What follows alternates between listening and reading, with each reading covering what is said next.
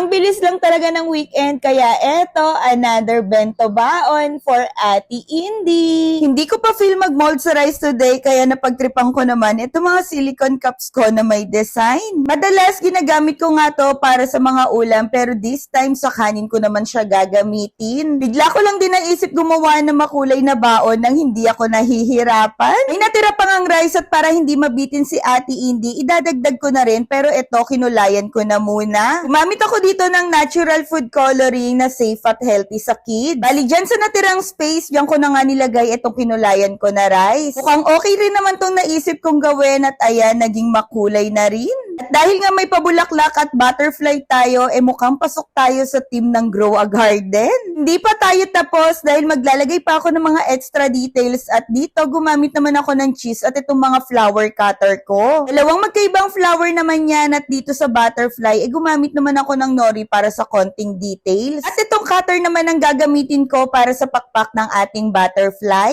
At ayan, o diba, bigla tayo nakagawa ng Grow a Garden na team para sa bento baon. For the ulam naman, meron pa kaming natirang chicken McDo at dinagdagan ko na lang ng fish tofu. Itong lunchbox naman na from Crafty Corner, ang perfect na paglalagyan ko nito mga ulam. Perfect ang size at sobrang gaan pa kaya hindi makakadagdag sa bigat ng mga bitbit ni Ate Indy. O diba, ang simple ng preparation pero ang bongga rin ng design. At ayan, tapos na naman tayo sa isang bento baon serye. At kung nagustuhan nyo tong video na to, follow nyo na rin kami for more bento baon ideas.